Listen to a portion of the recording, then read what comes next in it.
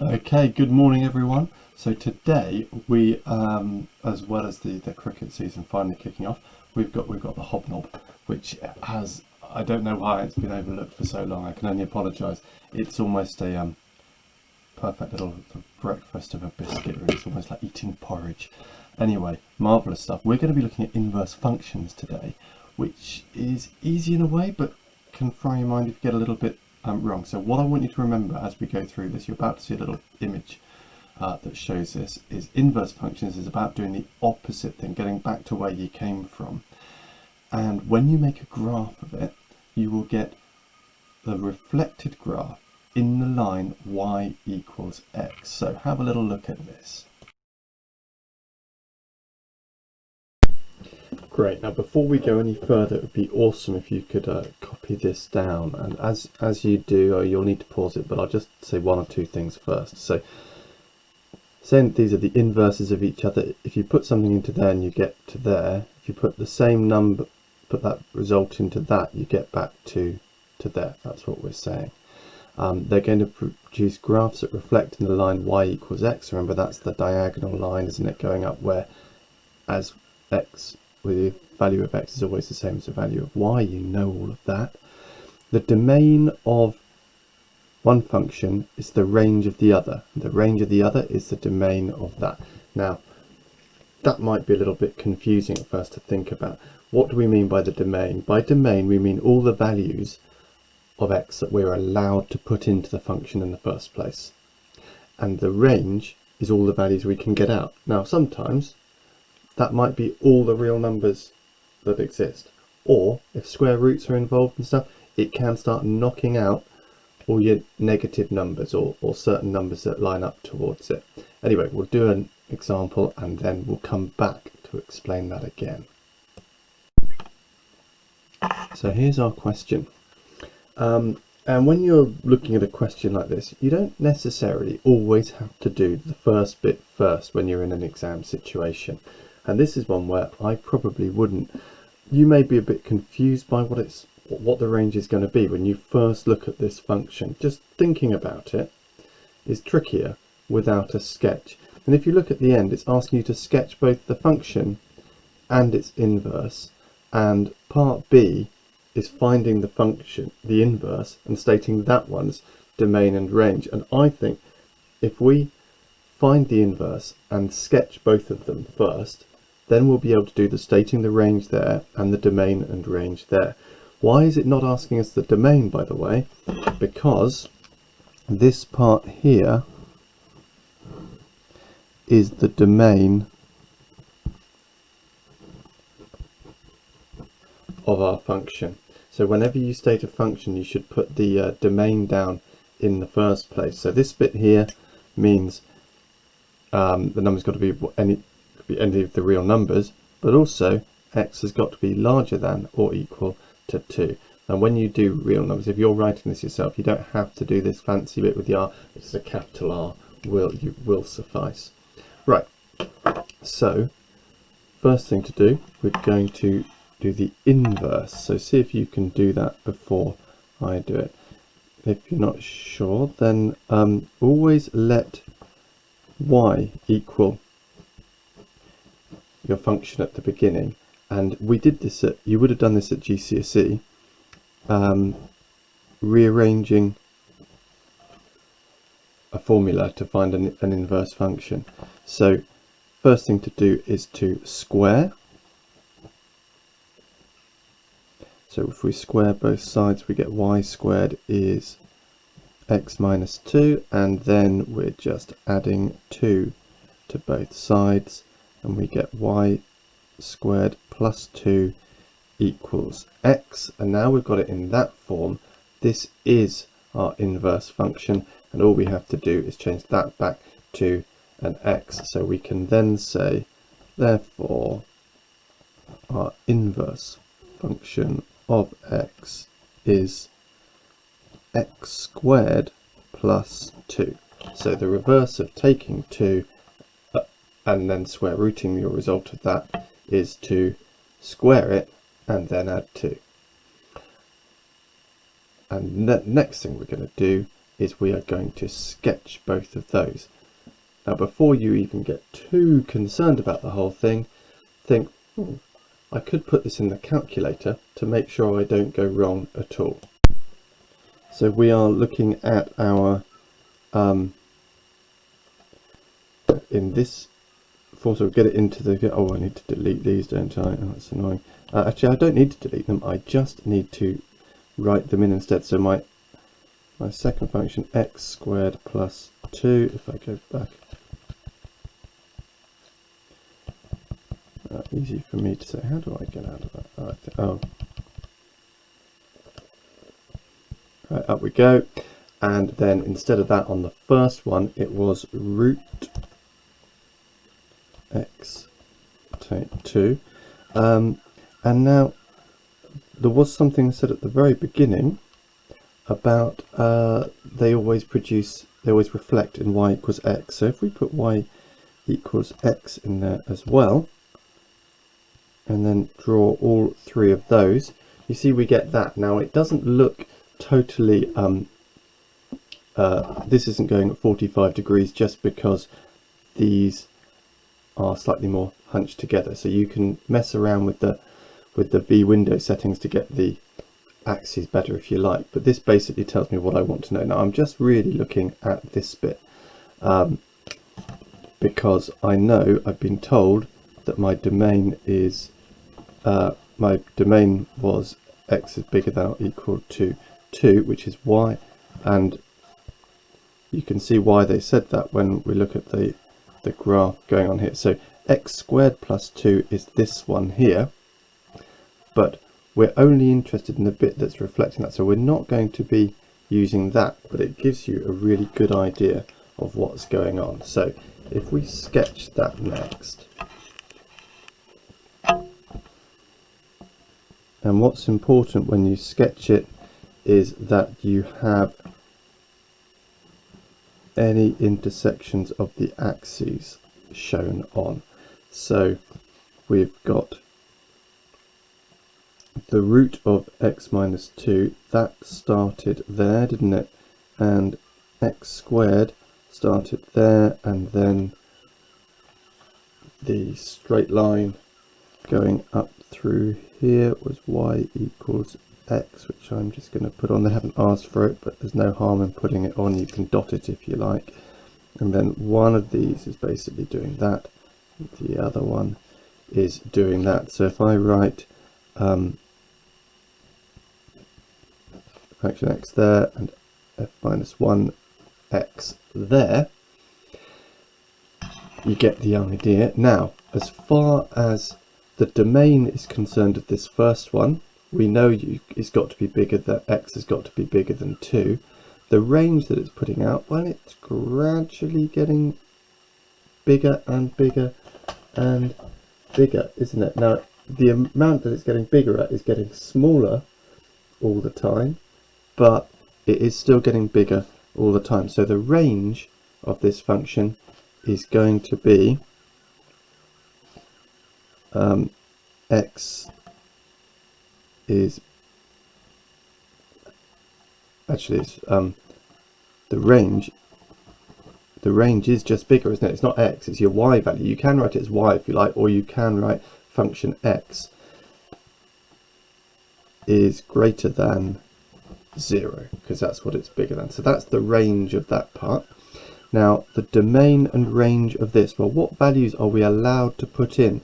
Well, the values of x are actually starting at 0, aren't they? So the domain, so for part B, domain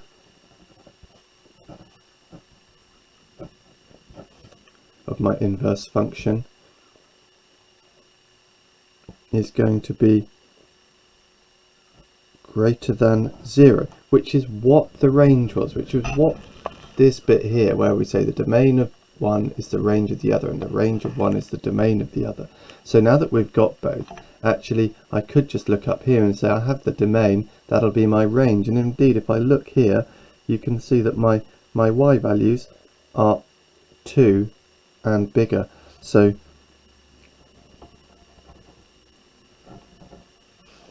the range is going to be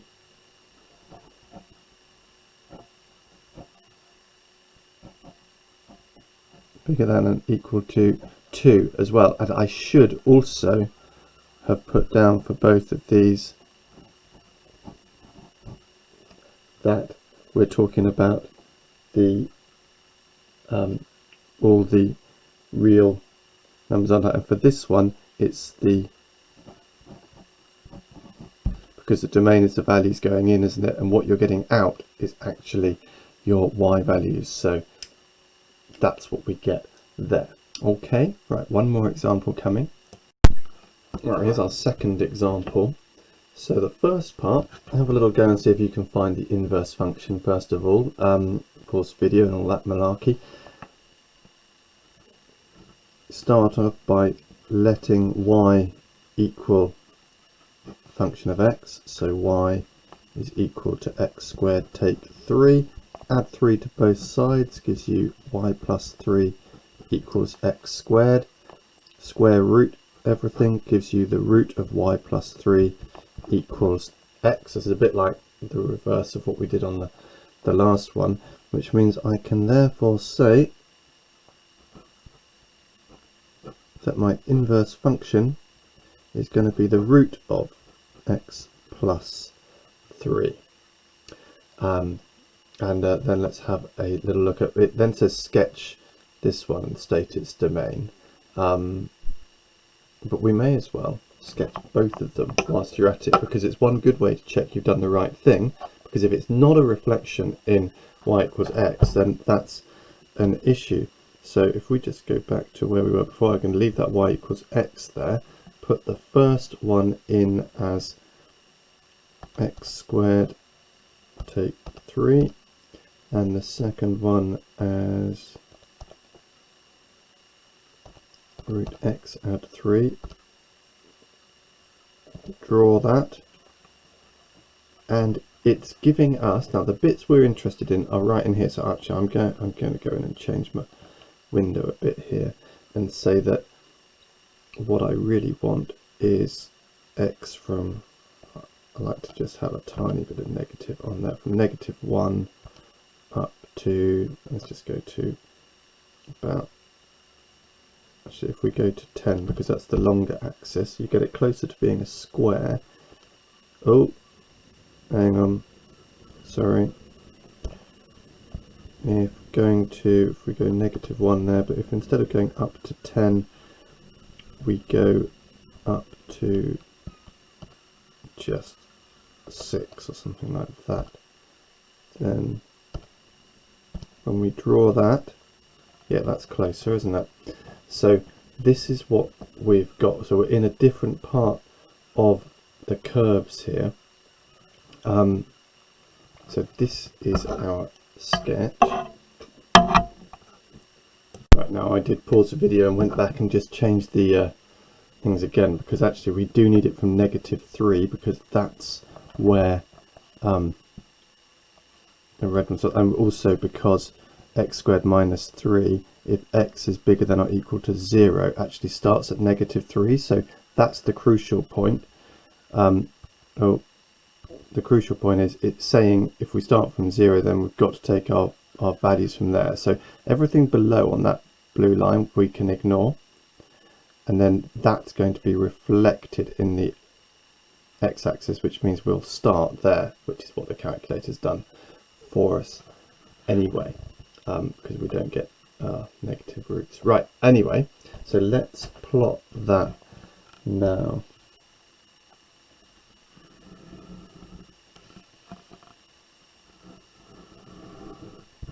So the important things to have in there are our negative 3's, and it's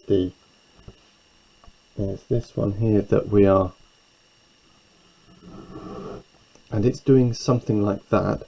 We are going to be having y equals x, that you might just want to dot on along there.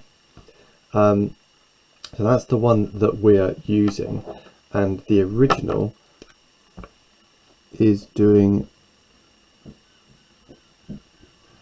something like that. So that's my function of x, which I haven't been asked to draw.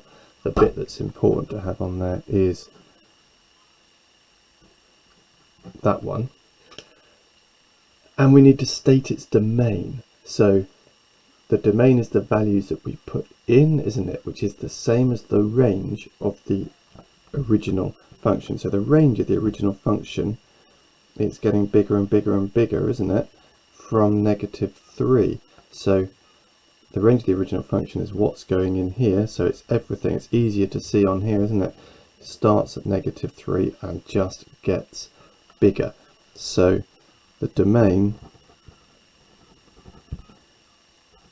is real numbers, and it's going to be larger than or equal to -3.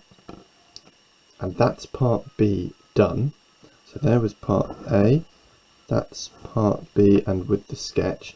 But I put in the other one because that's going to help us on the last bit, solving the equation x squared minus 3 is equal to that. Now you could set that up as saying x squared minus 3 is equal to root x plus 3.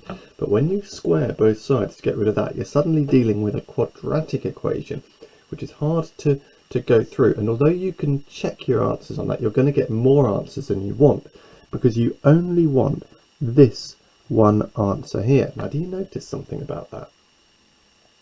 The point at which they crosses the line y equals x, which means you do not have to do a simultaneous equation of these two against each other, but you can say, well, y is going to be the same for both of them at whichever. So you can pick x to be, you can either do x squared minus 3 equals x, or you could do root x plus 3 equals x. And when you solve those, they're both going to give you a quadratic to solve. Now I'm just going to take this one here and add and take x away, so that I've got x squared minus x take 3 equals 0. And then that is a quadratic, isn't it? It's not one that you can solve by factorizing, because we're not actually going it isn't a nice value. You can get the exact value off there, or you can just put it into the equation solver, or you can use the quadratic formula, which is always good just to keep your hand in on that, isn't it? So that would be minus b, so that would be 1 plus or minus the square root of b squared would be minus 1 squared, so that's the same as 1 squared minus 4 times 1 times -3 all over 2 times 1, which is 2. And then if you just clean that up, you get 1 plus root 13. You don't get 1 minus root 13, because that's actually going to be the value that you have down here. So you want the positive value that you're going to have, and then all you need to do is s to d that, and you get 2.30 to 3 significant figures. But it's fine to leave it in surd form as well. And if they ask for the exact value, then that's what you should be doing. And I suppose that they probably have. They haven't asked us to round it. Anyway, we now need some practice. So the questions I'd like you to do are on page 38, exercise 2D, questions 1, 5, 6, 10, 11 and 12. And for those who don't have the book, I will put the questions and answers up following this. Okay. See you tomorrow. Goodbye.